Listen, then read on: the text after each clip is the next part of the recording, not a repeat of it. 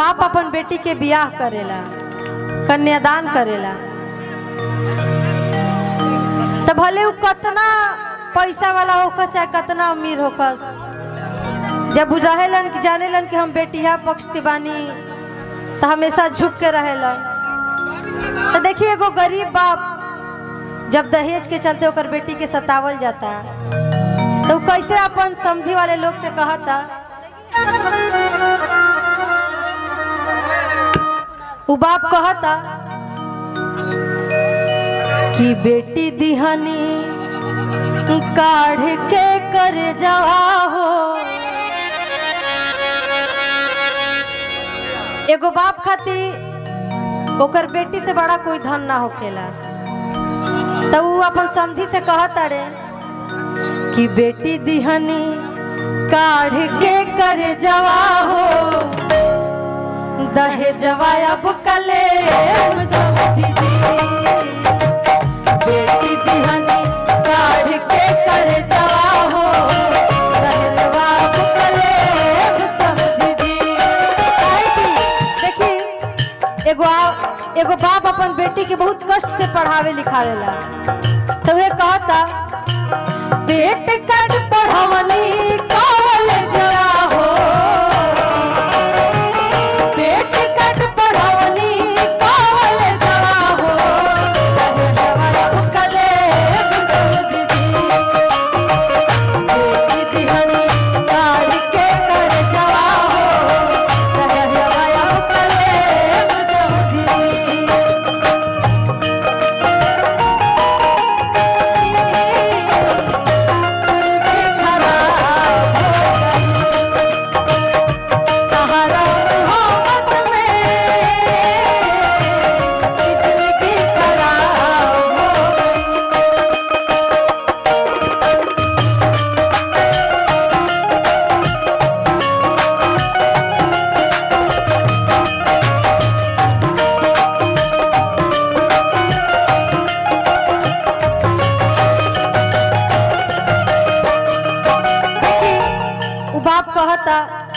कि बचपन से लेके लड़की के हम बड़ कैनी, आज हम रउआ के दे देनी, ते से बड़ा धन अब हम रउआ के का दे सकतनी। पोसला पिजड़वा के उड़वनी चिड़ैया,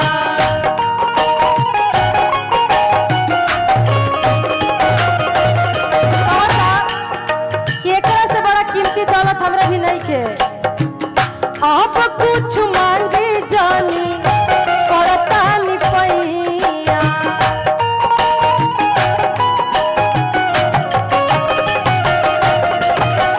पोसला पिजड़वा के उड़ाई देनी जइया, आप जानी मांगे कुछ करतानी पैया। का कहता रे कि बताई दहेज में तो हम सारा सामान दे देनी, का पंखा कूलर है पंखा कूलर टीवी बोतल जवा हो, अब कले समधी जी, बेटी दिहनी काढ़ के कर जवा हो, अब कले समधी।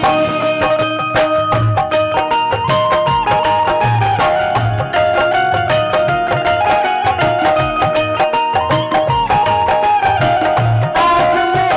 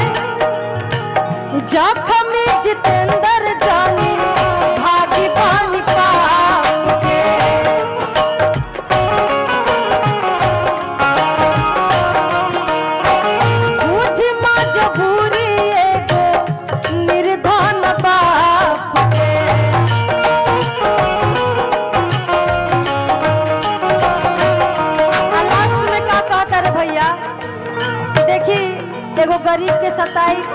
तरवा रोआ पड़ी है रोआ पड़ी कली पर है जवा हो